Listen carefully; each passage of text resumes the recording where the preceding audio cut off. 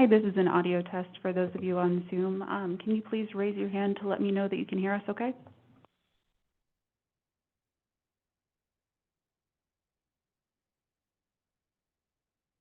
Okay, thank you, Brittany.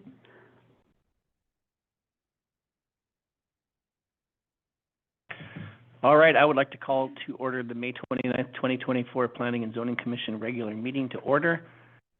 As there is no presiding officer currently in the room, the first order of business is to select a chair pro tem for the meeting. Are there any nominations? Commissioner Glendening. Petty. Oh. Oh, well, that was my best Joe Halstead maneuver. Oh, that's precious. Oh. That was my shout out to Jim. Oh, Thank you. Good Lord, yeah. Was that a motion? Yes, I would like to make a motion for the chair pro tem to be Jeff Twake.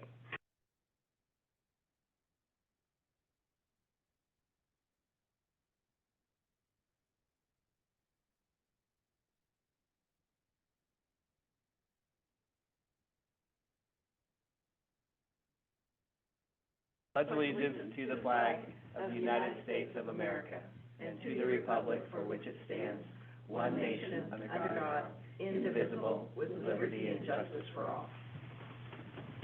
I'll never forget that. Oh, my gosh. All right.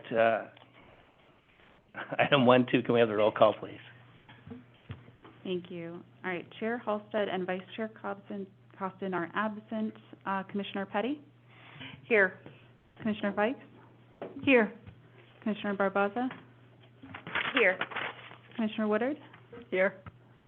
And Chair Pro Tem Twite. Here. You have a quorum. All right, item A3, approval of the agenda, consent agenda. Before we get the agenda approval, I'd like to bring your attention to the laydown materials and make sure they are included. Is there a motion to approve the agenda and consent agenda with the laydown materials? I move to approve the agenda and the consent agenda, including the laydowns. All right, do we have a second? I'll second that. All right, could the clerk please read the consent agenda into the record? Tonight you have approval of minutes, regular meeting of May 8th, 2024, and new business action approval, resolution number 2024-17, recommending approval on the street renaming of Cook Inlet View Drive to Cook Inlet Drive, and that is your consent agenda. All right. Are there any public comments on any of the consent agenda items just read into the record by the clerk?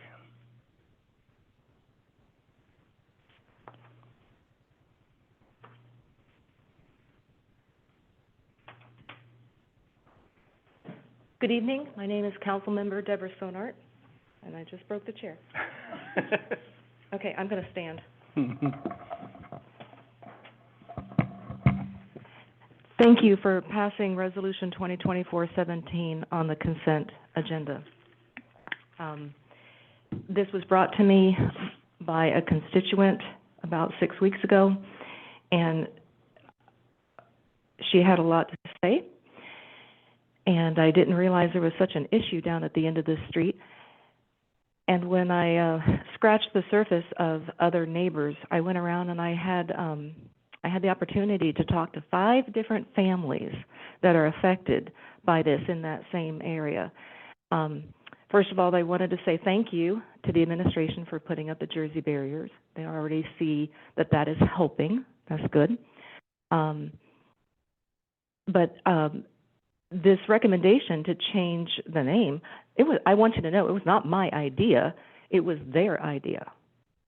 Because they live there and they just felt like dropping the word view would help with the congestion of commercial traffic down their street with the motorhomes and the tour vans and the buses, and it's a busy street with kids, and there is no place for these large vehicles to turn around there at the end because it's not a public park. Anyway, it was amazing when I scratched the surface and talked to these different families how intensely supportive they were of this, and I could just feel and hear the frustration coming through their voices, that this is an issue and something I never realized, and so I brought it forward, and here we are, and it's going to progress on. And I want to thank Ms. Mitchell for putting together the resolution, and she's helping to navigate through all the details of crossing Ts and dotting Is to get this done. We're also coming at the issue, the resolution is one avenue, if you can take the pun, one avenue that we're going down, changing the name. We're also looking at, the Jersey barriers are temporary, but they are working, and hopefully we'll look at something long-term down the road. We're also looking at, Mr. Curtin is looking at that huge DOT sign on the right, like, okay, when you're driving out on North Road and you're going north, before you get to Cook Inlet View Drive, there's a huge DOT sign on the right. I mean, it's huge. It's like you're going to a state park or something, and it says Wildwood to this way, and it says Cook Inlet View Drive to the left, and it's absolutely mammoth. Well, our recommendation is going to be that if they want to highlight the correctional facility, well, that's fine. They need to do that. So let's just redo the sign and let the sign highlight Wildwood and the correctional facility. But it doesn't need to highlight a Cook Inlet View Drive where there is no view. So anyway, just the resolution is one of 3 approaches that we're taking to give some relief to the residents down there. But thank you for doing this. Thank you. Is there anyone else who would like to speak to any of the consent agenda items? All right, seeing none, are there any other revisions to the agenda? All right, is there any objection to approval of the consent agenda? Hearing none, the agenda and consent agenda are approved. Item C, scheduled public comment, we have none. Item D, unscheduled public comment. Is there anyone that would like to speak to an item not on tonight's agenda? And if there's anyone on Zoom who would like to speak to an item not on the agenda tonight, please raise your hand to be unmuted.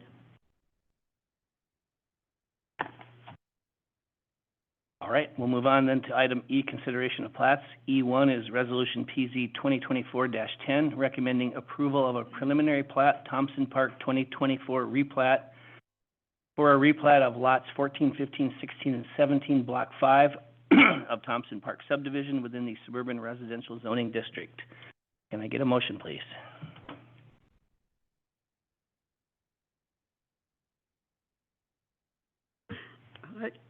I move that we approve Resolution PZ 2024-10, recommending approval primary plat, Thompson Park. All right, do we have a second? Second that. All right, staff report, please. Thank you, Commissioner Twait. And then, as mentioned before in the previous hearing, that we're moving with a new process that we upload the presentation on our meeting page. So for those participating virtually, if you go to the meeting page, the PowerPoint slides are on our page. Therefore, you can follow this presentation. So thank you, commissioners and members of the public. This is a preliminary plat to consolidate and replat 4 parcels located within the Thompson Park subdivision.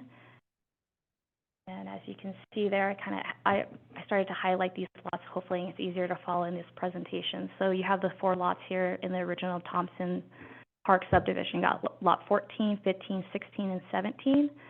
These 4 will now become 2 lots. So 14 and 15 will become 1 lot. Lot 16 and 17 will become the second lot. What's unique about this one is on lot 14 and 15, down the center is an existing single-family home. So by merging these 2, it would make this lot conforming to code and meet the side yard setback requirements. In addition, on lot 16, there's a single-family dwelling as well. Lot 17 is currently vacant. Zoning district in blue is your suburban residential, in green to the west and south is your rural residential, and to the east there in that purple is your limited commercial zone. So that's an idea of what's surrounding the area, and primarily everything in your blue is your single-family dwelling. So the proposed lot as combined, you got your lot 16 and 17 to be approximately 15,000 square feet, and then the other lot 14, 15 will be approximately 18,000 square feet. So these lots will actually be comparable to the surrounding area. If you look at the area, you can see the lots just abutting it to the south have been combined and consolidated. And furthermore, just one block further down, they're consolidated. And typically in rural residential zoning, the lots are a little bit larger to the west. So these lots combined wouldn't really be out there or substantially larger than what's in the area. And what's unique about this plot as well is you have two different owners. So they kind of, I think they're within the family and they're working on this plot together. So you have same property owners for lot 14 and 15 and the same property owners for 16 and 17. So in your packet, you'll see the preliminary plat, what the applicant has provided, and the outline in red are those 4 lots that is being included in this preliminary plat. And when it comes to preliminary plat, there are certain standards and code that you must meet, including within the zoning ordinance itself. The first being subdivision design standards. This is typically the configuration of the lot, road, access to it. This original plat was subdivided a while ago in the original Thompson Park, so the subdivision standard itself has been met. When it comes to minimum improvement, these are your road dedications, your utility easements. These were also, again, dedicated in the original parent plat. And when it comes to minimum lot area, we only have minimum lot sizes. So in the suburban residential, the minimum lot size is 7,200 square feet. So these lots, combined lots, meet that minimum lot area. And then when it comes to general requirements, these are your setbacks, your lot coverage, and so forth. These are met, and as well as if they were to divide or develop in the future during the building permit process, they would be subjected to the zoning ordinance. And lastly, I wanted to point out, by approving this preliminary plat, it's really helping lots 14 and 15 to eliminate that nonconformity. And that's good for us because that allows them to expand on their single-family home without that limitation of nonconforming ordinance. With that being said, staff is recommending your commission adopt this resolution approving the Thompson Park 2024 replat for the replat of these 4 lots. Other than that, that concludes staff's presentation, and happy to answer any question. And I do see the applicant is present virtually. Thank you. All right. Excuse me. Thank you. So if the applicant would like to add anything to Director Mitchell's statements, you could do that now, please.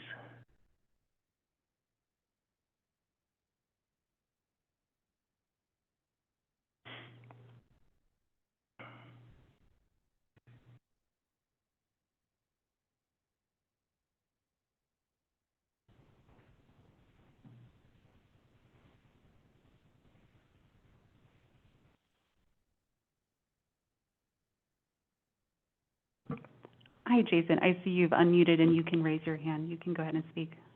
It's not my plat. I just thought maybe you thought it was. I'm the next one. All right. Well, if anyone in the public here would like to speak to Resolution PZ 2024-10. All right. Seeing none, we'll bring it back to the commission for discussion. Any discussion? Go ahead. Through the chair, I just had a question. On the application, it shows a mailing address of 230 Fireweed. I was just curious when the parties involved are dropping this property line, is it going to alter or change any future addresses for either property? Director Mitchell. Thank you, Commissioner Fikes, for that. And yes, once you merge the lot, I would have to consolidate the address. And we typically, as staff, we will have a preliminary address. Once it's recorded, we will reassign the address and pass that forward to the borough. And usually, if there are 2 in this case, for example, lot 16 and 17, I will probably choose the primary lot, which has the principal structure, to be the one that's kept. In the case of 14 and 15, we will probably work with the homeowner to decide which one they would prefer to keep. Great. Thank you for that explanation. Any other discussion? All right.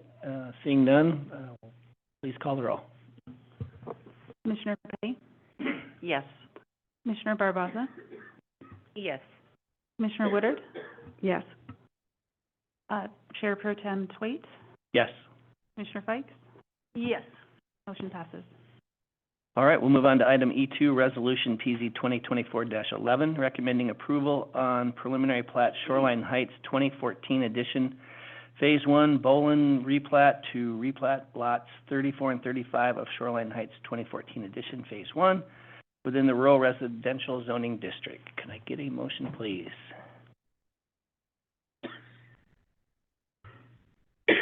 Commissioner Woodard.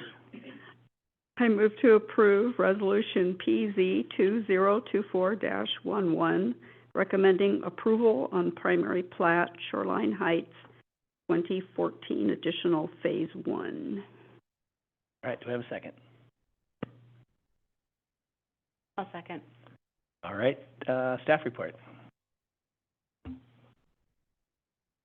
Thank you, Commissioners and members of the public. So this is another preliminary plat, and this one is pretty straightforward. It's just merging of two lots within the Shoreline Heights 2014 edition Phase 1. As you can see in the arrow, these are the original lots as it is. Lot 34 and Lot 35 is being proposed to be merged.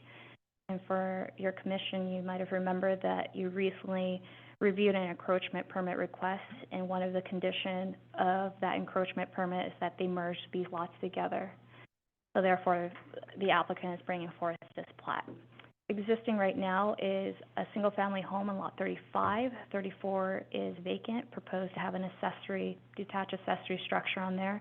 Zoning district in this area is rural residential, and the combined lot area for this would be approximately 1.4 acres. It would be the largest lot in this subdivision, but it's not too far off from the lot range size. So if you look at my presentation here, I do show the lot size range in the staff report as well. The smallest lot in this subdivision is approximately 24,000, going up to 57,000 square feet, and this one being combined would be 60,000 square feet. And all the uses around it is single-family dwellings. Average lot size is approximately 36,000 square feet. And here is the preliminary plat outlined in red of those two lots that's being included in this preliminary plat. Again, the standards that we look for when it comes to subdivision is your subdivision design standards. Again, the parent plat was the Shoreline Heights 2014 edition, Phase 1, where roads were improved, water and sewer lines are there. So this standard is met because it's just merging these existing lots. Minimum improvement, roads are already dedicated and improved. Minimum lot area, for this area in the rural residential, the minimum lot size is 20,000 square feet. We don't have a maximum, so this lot merger meets that requirement. And then the general requirements, your standard development requirements. This existing single-family dwelling is met, and with your commission approving that encroachment permit, the detached accessory would have to meet the standards or that encroachment permit distance that your commission approved last meeting. Therefore, this concludes staff's presentation and staff's recommendation that your commission approve this resolution to consolidate these two lots in the Shoreline Heights 2024 edition Phase 1. That's all that I have to say, and Jason is the applicant for this one. Thank you. All right, and if he's still unmuted, Mr. Young, you can go ahead and add anything you'd like. Oh, yeah, Jason with Edge Surveys, just representing the landowner, here to answer any questions, but as the staff report stated, very straightforward, just combining two lots. But if there are questions, I'm available to answer them. Very good, thank you.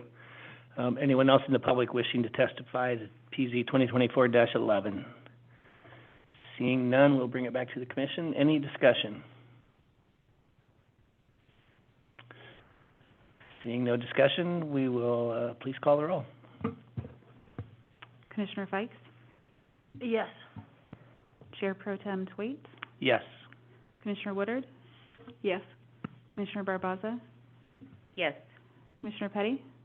Yes. Motion passes. All right, we'll move on to item F, public hearings. F1 is Resolution PZ 2024-12, granting a conditional use permit amendment for a retail marijuana store within the existing marijuana cultivation facility that we approved as PZ 2021-44 on the property described as Lot 1 of Uregi subdivision located at 8847 Kenai Spur Highway within the General Commercial Zoning District. Could I get a motion, please?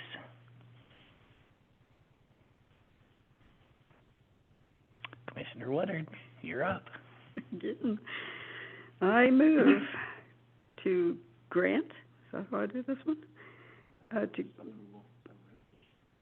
I'm sorry? Just approval of it. Oh, it's still, okay, I move for approval of resolution PZ 2024-12, granting a conditional use permit amendment for the retail marijuana store with the existing marijuana cultivation facility, PZ 2021-44, on the property described as Lot 1 of, whatever, Uragi subdivision. Do we have a second? I can second that. All right, staff report, please. Thank you, Commissioners and members of the public. So this resolution is an amendment to the conditional use permit. The reason why it's an amendment, because the previous conditional use permit allowed for the entire building to be a marijuana cultivation facility. And so with this amendment is proposing a portion of that building to be dedicated to retail. And that's why I'm calling it an amendment for that reason. So I just want to provide clarification. The address being for this site is 8847, and it's really for that building. So as I told your commission, I started assigning different addresses for each building. For this site, there are 3 addresses, and each building has its own address. So for this particular use, the address is 8847 Kenai Spur Highway. Current building use is standard marijuana cultivation facility. We have 2 types of cultivation. We have limited, which is 500 square feet or less, and anything greater than 500 square feet is a standard marijuana cultivation. The original CUP was approved, I can't remember, but I'm assuming it's 2021 with the resolution number, and your commission approved the cultivation at this site for that building. The zoning has remained the same, general commercial, and the land use designation is central commercial. Lot size itself is 1.58 acres. Surrounding area in blue, again, is your suburban residential. The site itself is the only one in the vicinity that is general commercial. A little bit to the southeast in that pink is your limited commercial. And then you have primarily abutting vacant residential lots. And then in that directly southeast is a vacant commercial lot. And then you have the spur to the west, and again, vacant residential lots in the adjacent lots. So this is a floor plan that the applicant has provided. I highlighted in red to make it easier to kind of navigate where this retail space is going to be. And so in red is being proposed that change of use of space from cultivation to retail space, approximately 155 square feet. And then if you kind of navigate yourself, that's in the northwest corner of the building. When it comes to conditional use permits, there are your standard 6 criteria, and really the 6 criteria is a catch-all. First being, is the use consistent with the purpose of the chapter, in essence, the zoning ordinance Title 14, and the intent of the general commercial zone?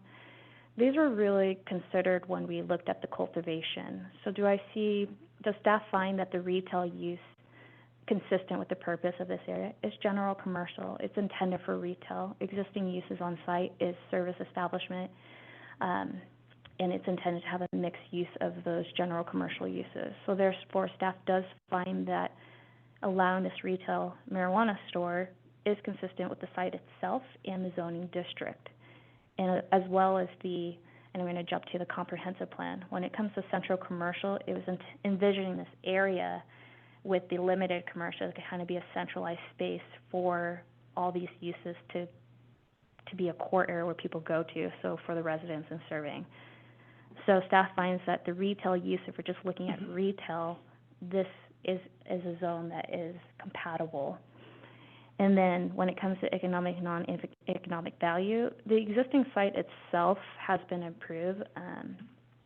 The building, which you know as AK Wellness, started their business more recently, and they're doing really well. So that, and then I think the other building is going to be being changed to commercial as well. So you're kind of seeing that site transition fully to a commercial use, not a warehouse facility anymore. and there are existing fences abutting that south residential lot. So when I see a use like this, we really want to see buffering. And so the fence lines are already there. It is with parking along that fence line. Staff does not see at this time to add on additional conditions. As noted in the staff report, there was a complaint back in August about the odor and the door being propped open. Staff looked into it and partnered up with AMCO staff to look into it, and we both found that it was unfounded. When we both visited the site on different occasions, we didn't go on the same day, we didn't see that those were in violation. So they've been operating since March 2023, and we haven't really had complaints since. In terms of what they're doing, I recognize that it's a cultivation, but the retail aspect itself hasn't been complaints of traffic and so forth. And then, does it have adequate service right now? Yes. They have water and sewer access. They have the developed road, candlelight access as well, but their primary access is off Kenai Spur Highway. So at this point, staff does not find that additional conditions need to be added to this proposed amendment. And of course, your commission could choose to add any necessary conditions if you deem necessary for this retail use. Therefore, staff is recommending your commission to adopt this resolution to amend the original CEP for cultivation to allow a portion of that building, approximately 55 square feet, to be retail marijuana use at this location. And that concludes staff's presentation, and the applicant is here in the audience. Thank you. All right, thank you. If you'd like to come forward and add anything you'd like to Resolution PZ 2024-12. Name for the record, please. My name is Nicholas Mann, and I'm the license holder there for the cultivation. Have not started any of the paperwork with AMCO yet. I'm waiting on my conditional use permit, and I'm here to answer any questions you guys might have. All right, thank you. Let's go ahead and see. Commissioner Petty. Do you know what your hours of operation are going to be, sir? We're considering 8 a.m. to 10 p.m., but it really depends on summer or winter time, just traffic. Okay, thank you. Commissioner Fikes. Through the chair, are you Monday through Friday, weekends? 7 days a week, miss. Commissioner Woodard. Hi. I looked back at when we approved this at the beginning, and at that time you said there was no intentions of having a retail on this site, maybe at a different location, but what has changed there? After I worked in the industry for a while, doing a standalone cultivation, it was kind of hard to cut it. So we want to get a retail to get the most value out of our product, and with the amount of traffic that we have due to the AK Wellness and Tanning, it's just leaving money on the table.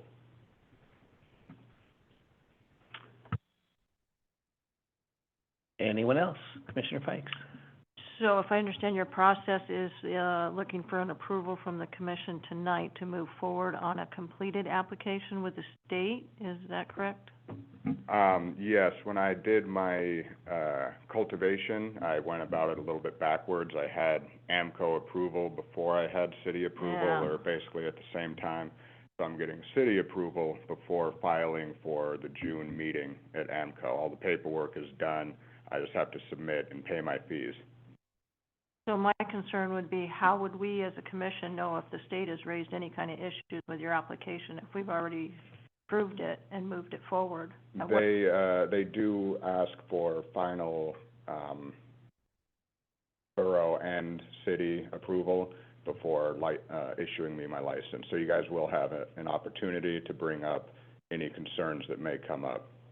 So what I'm hearing you say is tonight, if we approve it, there's still an opportunity at the borough level, and then once again, it's going to come back here? Yes, once again, the last time I was a little bit backwards, but even with all that, they sent out another email to the borough and the city, ensuring that all my I's were dotted and my T's were crossed. So you guys will have another opportunity to bring up any concerns that you may have.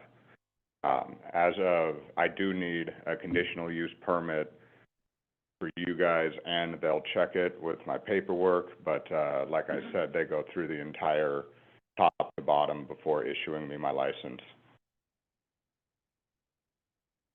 Sorry, a follow-up. Is there any additional security requirements as you transition from cultivation into retail? Is there any further expansion of that, or does that stay the same, or? You mean requirements, like from the Kinda, state? yeah. I mean, are you gonna have to install all kinds of new stuff? or- No, I'm going to have, security measures, but as far as requirements, there are no further requirements. I have a 24-hour cameras, off-site monitoring. I go through CIS Alaska, so I have alarms on my doors and windows, and that's all that AMCO requires from me. Okay. And then I kinda had a follow-up just on the industry as a whole. I had heard talkings about, delivery service. I haven't heard any talkings about that. It's still, it's like delivering alcohol. It's still illegal at the state level. I don't know if they're gonna push anything through to change that, though. So drive-through delivery, not, No, and the property isn't really set up for a drive-through at all. There's no good approach for cars. and the same requirements apply with the state, gotta have ID, gotta be 21, that kind of thing? Yes, ma'am. Okay, thanks. Director Mitchell, do you want to add to the permitting aspect of that? Yes, thank you, Chair Pro Tem. To answer a couple of questions from Commissioner Petty and Commissioner Fikes, first being the hours, we do in our own code say that you can't, for retail, operate between 5 a.m. and 8 a.m., just letting you know, there's already existing code. And then, in terms of our review again of the second time, I want to be clear, it's not a second bite of the apple. It goes through AMCO, it then gets routed to the city clerk, and really all we're doing is checking compliance. So if there are conditions added through the CUP, when it gets to me, I'm making sure have they met all the conditions, have they, they were subjected to a building permit, have they done that before all the departments that reviews this gets applied. Doesn't mean if there's concern then, public concerns, this would have been the time for people to show up if they had a concern of this use tonight. So I just want to be clear on that. And then when we amended the code, council made some changes to this section of code for a commercial marijuana facility. Two of the changes was to prohibit drive-through and walk-up windows, so that's prohibited in our code. And the second was expanding the noticing to require a minimum of 30 different owners. So those were the changes last year by council to this marijuana cultivation or establishments. All right, any other questions for the applicant? All right, thank you. Anyone else wishing to testify to PZ 2024-12? Seeing none, we'll bring it back to the commission for discussion. I have one question for staff, I guess, and I'm sure you've already handled it, just want to make sure. Does this change the parking requirements with having a retail portion of that at all? Thank you for that question. It's actually a very good question. In terms of the required parking, no, because our parking tables kind of combines warehouse and retail into one, and I think the ratio is like 2,000 square feet, which in this case, the building itself may require 2, but it says a minimum of 4. Therefore, the trigger is minimum 4, so nothing has changed when it comes to parking by changing this use. Very good, thank you. Any other discussion? Commissioner Fikes? I had a question, what kind of requirements, because it is, against the, highway, what are our sign, can you update me on some of the sign requirements possibly? Like what they're allowed to have is typically one freestanding sign, which is a substantial amount, like 120 square foot signage, a freestanding sign, but if there are multiple businesses, it can be a combined, like up to 200 square feet. But the problem with this site is you can see how close they are to the spur, and typical standard says maybe 20 feet setback, which will then push it closer to that building, that third building. Mm-hmm. So they do have some challenges to the site to where appropriate freestanding sign is. So maybe in the near future, you might be seeing a variance for signage there when it comes to a freestanding sign.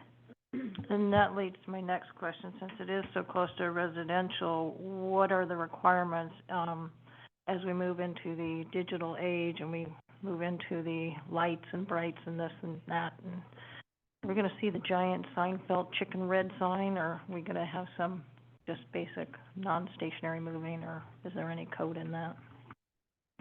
There isn't any code in terms of lighting or the lumens or, you know, the world of signage. They do foot candles in the best practice. There's a way to best measure the reflection of light, but when it comes to our code, we don't have that. But should they come forth with a variance, your commission definitely have a say on what that projection would be like and how that may affect the existing residential. But if they're just coming in and doing a freestanding sign and meet the sign limitation and the setback requirements, we don't have a say on the lumens and how it's projected, unfortunately. But I would say that for one of the other sites, when we got complaints about it glaring and being blinding for drivers, they did change it. So I would hope that we can work with the applicants and the tenants to address it. That was my follow-up concern, is that angle of approach in the wintertime hours and the darkness, that I would just put a little more thought into it as opposed, we had a similar issue with another property at the other end down there, and there were some unique requirements. So that was what I was kind of getting at, is if we could come to a compromise or work together on some of those safety concerns and residential quality of life type issues. Definitely, and I appreciate that feedback and concern. Any other discussion? Commissioner Barboza? Director Mitchell, with your notices that you sent out to other residents in the area, was there feedback or concerns from them? Thank you for that question. I did not receive a single comment on this, which is surprising because the reason why we even changed our code to increase that noticing requirement because one of the residents was concerned with the cultivation. So I have not received any kind of comment for this retail, and it could have been time of year. People are busy, they're not paying attention, but we have different ways that we put this. There's a subscription list. There's also in code that we have to post it on our planning page, all CUPs as well. So there's multiple ways to get the word out, but we haven't received any comments on this one. Any other comments or questions? Discussion? All right, call the roll, please. Commissioner Woodard? No. Chair Pro Tem Twait? Yes. Commissioner Barboza? No. Commissioner Petty? Yes. Commissioner Feist? Yes. Okay, you have 3 yes votes and 2 no votes. Motion passes. All right, and this will have a 15-day appeal period that an affected party could file with the clerk after the 15 days. We'll have your permit. Thank you. All right. Item G, unfinished business. We have none. Item H, new business. H2 is approving the transfer of a conditional use permit PZ 1989-06 for guide services, PZ 1995-01 for bed and breakfast, and PZ 2003-42 for lodging on the property described as Lot 29, Block 1 of Anglers Acre Subdivision Part 2, located at 1535 Angler Drive within the Rural Residential Zoning District. Somebody wants to make that motion? I would be happy to accept it. Commissioner Fikes? I'd like to make a motion for approval of Resolution 2024-17, recommending... Nope. Whoops, am I the wrong one? Yeah, it's the next one down. Oh, my cord was in the way, sorry about that. I'd like to make an approval for action item approving the transfer of a conditional use permit, PZ 1989-06 for a guide service. Do we have a second? A second. Staff report. Thank you. So this one I don't have a presentation because it is an action approval. I originally was going to do make it a consent because there's really no standards to review when it comes to transfer unless they're making an amendment to a CUP. But I thought this one was unique and it was important to point out is because we approved 2 CUPs, one for the guide service back in the 80s, late 80s, and then again in 1995 we allowed bed and breakfast. And then later, 2003, the city did a transfer, and back in the day, before my time, we would do resolutions for transfers, which resolution doesn't make sense because we're not evaluating things for transfers. So I stopped doing that. But in that transfer resolution, we added lodging to it. So, you know, I had to sit on this and ask myself, am I going to make them go through a CUP to allow lodging to be properly reviewed? This was approved in 2003. The resolution clearly called out lodging. I even looked at the minutes. Nothing was discussed.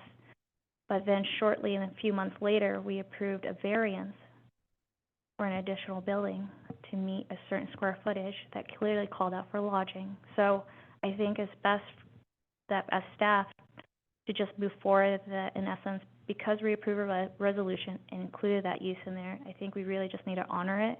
And I wanted to bring forth that to your attention because, you know, you're reading through these packets, you know, staff, we do our best to be as thorough as we can. We're kind of relying on your commission too, to make sure we're doing everything right as well. So this is a prime example where lodging was placed in, didn't go through the full depth of a CUP, and in essence, we kind of had to honor it that way. Why it even was brought to my attention is they provided a site plan, and I saw cabin rental, I see the primary home, I see the guide service, and my initial reaction is, oh, they need a new CUP for those cabin rentals. But I didn't see a CUP for those. And when I dug deeper into that resolution, what was just deemed as transfer, that's where I saw the word lodging, in which case those are kind of simultaneous in some ways in our code back then. So this is why I pulled it from consent, because I wanted to have this conversation with your commission to point that out. Besides that, this is being transferred, it seems like, within the family, operating the same way it has since 2003. So for these 3 uses, a bed and breakfast, guide service, up to 3 boats, and then the lodging, these 2 separate buildings being short-term rentals. So is the transfer of the CUP that's being asked of you, and I'm recommending that your commission grant this transfer. And if you have any questions, I'm happy to ask, and I believe the applicant is here online. All right, thank you. And if the applicant does have anything further to add, please do this now. Hi, yes, I believe I'm unmuted. Or as soon as you're unmuted. Oh. Yep, we can hear you. Hi, I apologize for my voice. Yes, so I'm the applicant. I'm the 3rd generation of my family to own this property, and I'm looking for the transfer and also, of course, to answer any questions for you guys if you have any tonight. All right, thank you. Commissioner Fikes? Yes, I just have, so, I appreciate the staff's, findings that it is in the family, it is not a new owner type thing, and I do understand that a lot of time has lapsed since the original, CUP came before the commission. Just my question with your additional, rentals on the property, what is your plans for parking and traffic? On property, if you look at the site plan, there is parking in front of each of those units, so it won't be off property at all. And there would only be 1 additional vehicle per unit. So you're going to access off of Angler Drive into a singular driveway, is that correct? Yes. And is there adequate turnaround once you enter into that driveway now with these additional structures there? There is. Okay. You see what my concern is, once you get motorhomes and boats and people wanting to do this and that, and now you got extra structures on the property, all of a sudden it's a pinch point for traffic control. So that's my concern, is a tree in the middle of the driveway, or all of a sudden you can't quite make that turn back onto Angler. Yes, no, there's plenty of room for boat trailers and yes, to turn around, etc. within the driveway. Okay, thank you. Yeah. Any other discussion? All right. I have one Commissioner quick Fikes. question, follow up with that. So you're now getting into lodging and establishing rental cabins. So does that include parking spaces if somebody wants to bring down a motorhome and park it in front of the cabin as well? So we generally have we have out-of-state guests who are in smaller rental cars, but if someone were to inquire about that, I would just approve it on a case-by-case basis. I have had a local person ask me if there was room to park a boat if they were going to go use their own boat for personal use off-site, not with us. And I've just approved it based on how busy we are that time of year. Okay, yeah, I was just curious if that would be a standalone type operation in addition, so that was kind of where I was going with that too, that you weren't gonna all of a sudden set up an RV park kind of off in the corner No, of the no, parking lot. absolutely not. No. Great, thank you. Any other discussion? All right, seeing none, we'll please call the roll. Commissioner Barbosa? Yes. Commissioner Petty?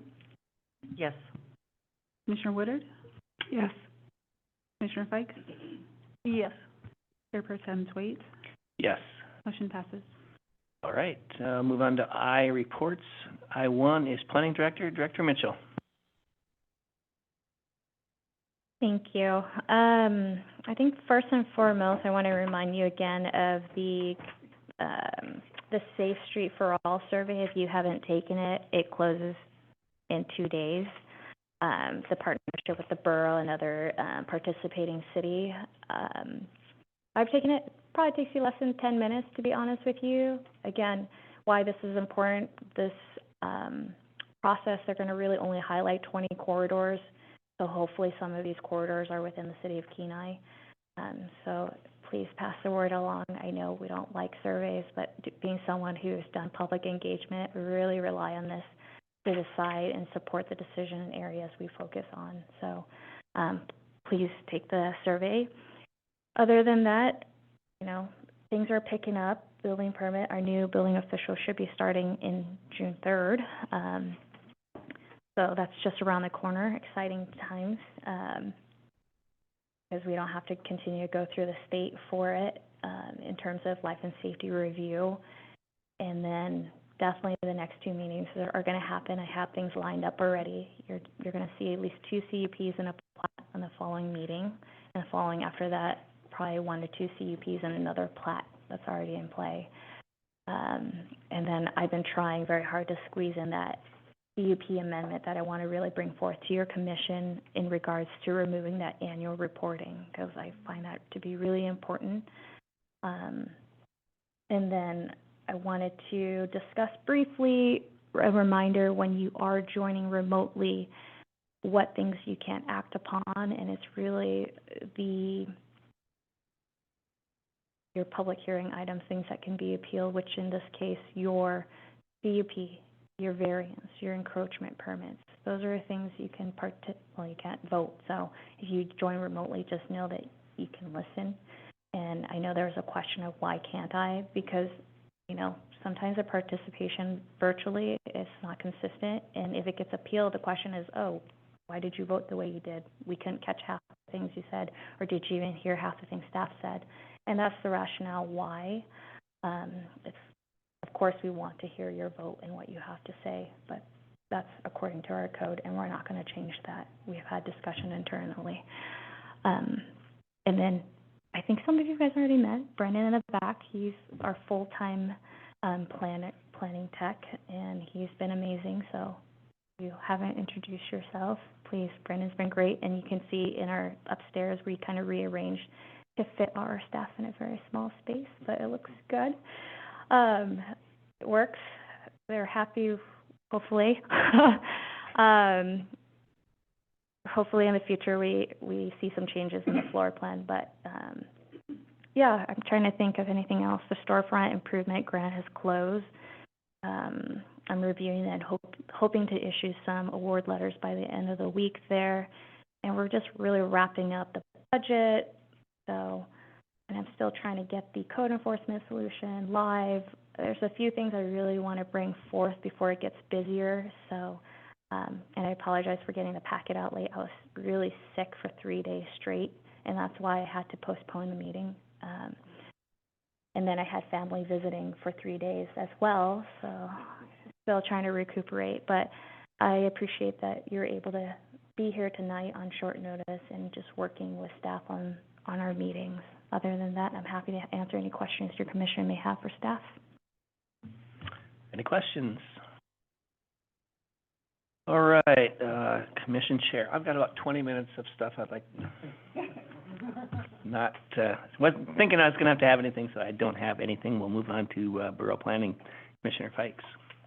All righty, so we had an opportunity to assemble and gather on May 8th, but as Director Linda pointed out, with technology the way it is, we at the borough level are experiencing technical difficulties, and so we have half of our staff that is present in the building and participating, and the other half is doing so remotely. So after almost an hour of the Plat Committee and then running into the commission and still not having a resolution to the Zoom technicalities, they assembled for 5 minutes, explained the difficulties, and then canceled the meeting. So then consequently what happened from that is all that agenda got pushed forward to this last Monday. And that was just,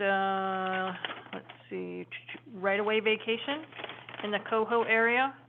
And that was ultimately approved, pretty straightforward. We had a street naming resolution that came forward, renaming a public right-of-way in the Funny River community. One gentleman owned pretty much all the lots on this area, so that one was pretty straightforward. Going from Salex Court to Bailey Court is a new choice. And similar situation with a street naming resolution, also on Funny River, going from Railway and turning it into Corky Way. And let's see, then we had 11 plats. 8 were approved with a consent agenda, and 3 were reviewed and approved. And then that brought us into a utility easement vacation in the K-Beach area. And that one was ultimately approved. Again, no real issues there. And then the final one was a hearing for a right-of-way vacation, and this one was in the Fritz Creek area. And that one was approved. And then we wrapped it up with some director's comments, and what he shared is after our experience at the borough level with the early May meeting and having our technical difficulties, it kind of sent shivers up the spine of the borough, and if that should happen to them, what's the course moving forward and what's the code look like? So all parties involved circled the wagons and came up with some solutions and whatnot, and so we will be looking at that down the road as far as implementing code, but the tentative plan is that if the borough and or the planning commission should encounter that, we have a quorum. If it's met with 4 people and we're able to proceed, we will proceed with an explanation, and then if it's a contentious issue or something with a lot of testimony or requirements, then we may postpone and reassign it at a later date. But recognizing that the borough spends a lot of time and effort planning and participating and bringing it forward, the goal was that they wanted to try and do their best to balance the needs and the planning and still try and move forward. So I thought that was a pretty good compromise for the situations that we're in this new digital age. So that's all we have. Any questions? All right, Councilman Doffett.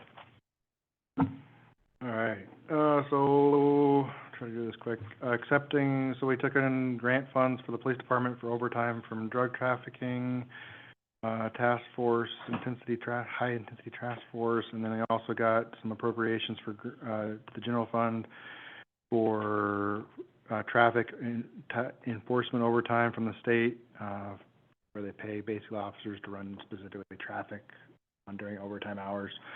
The state and the Department of Transportation helps pay for that. We did authorization of the donation of the sand to Triumphant Theater from the airport. That is moving forward, sounds like, for their construction project over there, for some unusable sand that we have over at the airport. So they can basically help with their water level issues and try to fill in their lot a little bit. And it's nice and close for them, so that works out for both. We repealed city code, several of them, but dealing with loitering, city street, and sleeping on city streets, curfew, and these were done out of basically being, the way they were written, they weren't really enforceable, and or possibly could be going against rights of people and how they were worded, and it wasn't really current with the new standards, essentially. It's all been repealed, possibly can be re-brought back as far as the reintroducing a new and updated curfew, which is what Anchorage and Palmer and Wasilla have done. They wrote it to meet the new regulations set by the Supreme Court. You have to, certain verbiage and stipulations has to be met to be able to justify a curfew.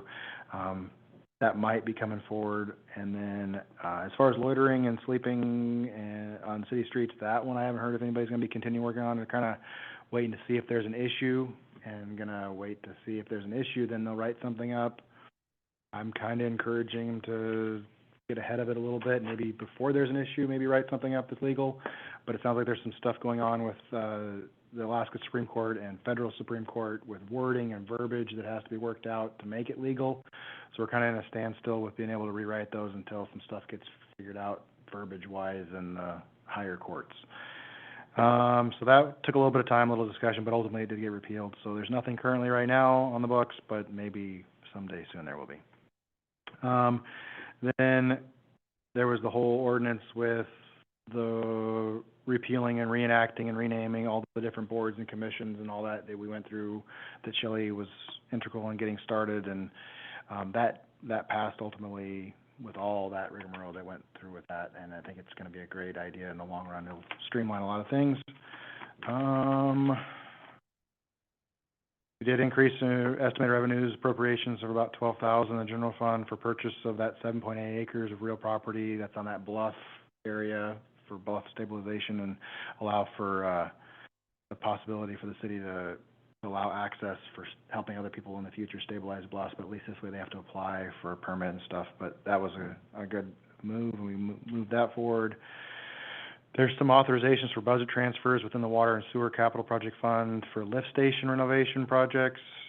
They're basically shuffling money from one project to another for more needs in some of the lift stations. By the sounds of it, our infrastructure as far as lift stations go with the water and sewer are going to be in some need of some serious coin here pretty soon. I would anticipate we're going to start seeing more of these coming about, and we're going to have to figure out where to come up with quite a bit of money to modernize some of these lift stations. I don't think we're going to be able to get away from it very much longer. The renaming of Cook View Drive came about, and we're working through that, sounds like. And then accepting an appropriation for a grant from the Federal Aviation Administration for the EcoCart, which is something to do with recycling the foam they use for the airport carts, so the airport firefighter apparatuses. Basically, they can test their pumps without having to actually just spray the foam at random and contaminate everything. Now they can spray it and test their pumps and recirculate it and reuse it. So it's a great idea. As I think Councilman Bazin said, I wish they'd done that like 30 or 40 years ago. But we're dealing with it now, and we have an EcoCart, so hopefully it'll move forward with that. Those are basically the main items up there. Lots of little stuff to deal with. It was a little bit of a long meeting, but all important stuff. So that was it. All right, any questions? Commissioner Woodard? So do we have any recourse at this point if someone started setting up tents down the green strip? Well, there's still ordinances about camping and where people can and can't camp. And the police chief basically said there's other ways they can go about enforcing other than just labeling under loitering. But the way it was labeled and the way definitions were written in the current ordinances couldn't really be enforced. So there's other ways to do it. Like you can't impede traffic. You can't, there's other things you can do for safety, and we don't allow camping in certain areas, and those kind of things are still enforceable. There's still camping regulations and that, but it was specifically to the loitering and what we can and can't do. And basically it was just outdated verbiage from what it sounds like. So they assured us that there's ways they can go out enforcing these kind of things, and they felt pretty confident in being able to do it. As far as the curfew goes, that's one of the things that I'm hoping to try to continue them to look at, because the city of Anchorage and Wasilla and Palmer all were able to rewrite it with the new regulations. So they've pretty much done the legwork already to meet the new standards. So that sounds like something we could possibly move forward with, but of course that has to be approved through councils But at least that section of things has been already gone through Supreme Court. They're still working on some other stuff, it sounds like, to be able to, everybody happy in the higher court levels. But yeah, as far as your concern goes, the police chief assured us that there's still ways to enforce these kind of things, just under different verbiage. Yeah, thank you. I do agree with you, getting ahead of it. Any other questions? Just one, and you can maybe verify, but is there like 20-some lift stations? Is that how many there are in the city? That was surprising if that was the number. I don't know exact numbers, but yeah, I think that's pretty close. And they're like, depending on the size of the lift station, sounds like pushing $1 million to redo them. Wow. As they do these, it's a lot of money, and they're getting pretty old infrastructure. So they're picking the ones. And another thing to keep in mind, as we authorize more and more buildings, more and more subdivisions, more and more use these lift stations are getting, so it's not going to help them last longer already. So they're redoing a couple of these, a couple of them that were in the most dire need, and they're modernizing them. Instead of doing just a partial rebuild on them, they're trying to do a complete rebuild on one to modernize it to see how it works. And they're being able to save some of the parts from the old stuff to be able to fix the older stuff and keep the parts that are usable still. They're basically kind of using this one, it sounds like, as a test pilot to see how it goes as far as getting one up and modernized and go from there. So. Yeah, I was talking with Eric with the Water and Sewer Department. He was on eBay finding parts for some of these. He said that's the only way they could find anything for him, so pretty ingenious. So, yeah, that could be you'll never realize how big of a problem that is till it's a problem, and then that could be a real bad thing. When it doesn't flow downhill, it's a bad thing. It does not. All right, additional public comments. Anyone wishing to forward and speak? I would like to ask you a question. Oh, I'm ignoring you and calling you. Commissioner Petty. Thank you so very much. Oh, Tim. I know that a number of years ago that we appropriated resources from the city for that bike path. It was going to go from Beaver Loop all the way up to the Spur Highway. And I know that we were in collaboration with the state. Is that coming to fruition this year? I asked similar not too long ago and was told that it's basically on a standstill with the state and costs, and I haven't heard any actual official start dates on that. And then also I know that there were assets appropriated for the resurfacing of this from the airport down to the Spur Highway on Willow. Is that happening this year as well? I have not heard about that project happening this year. One project that we did authorize for funding is Lilac. That went out for bid, and they're putting about $700,000 into redoing Lilac. They're going to be redoing the ditches. That's from when that big earthquake happened, and that whole road settled and made a big mess of that road. So that is getting fixed this year. I have not heard and seen any actual for sure coming from this. I know they talked about it last year, and they did the phase 1, but I haven't heard anything coming from Scott about, I guess it would be phase 2, the other side. The only one that we've seen come across as far as approval for the actual contract was, and the contract has been awarded, is for Lilac right now. That's the main road project I've seen this year. Checking for mics. Nobody's on. Okay. Now additional public comment. Anyone wishing to come forward and speak to anything else?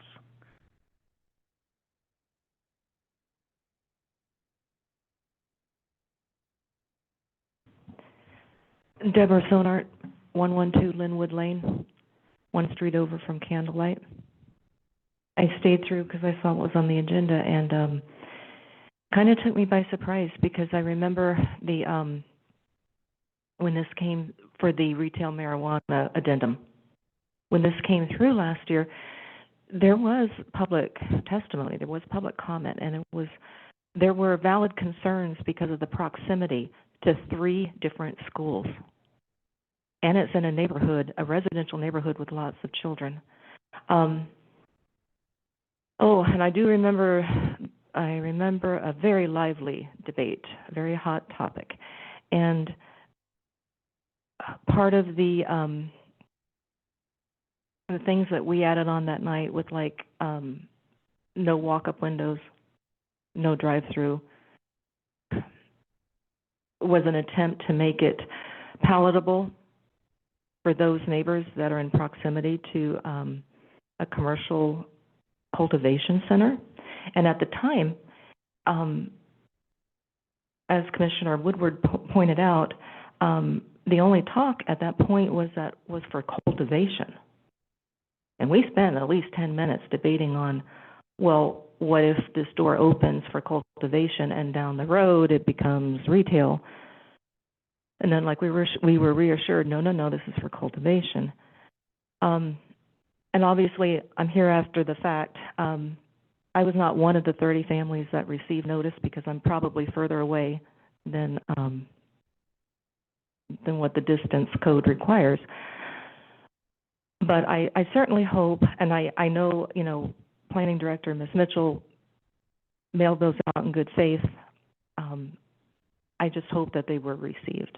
Because to be honest, I found it odd when she said that she received absolutely no feedback.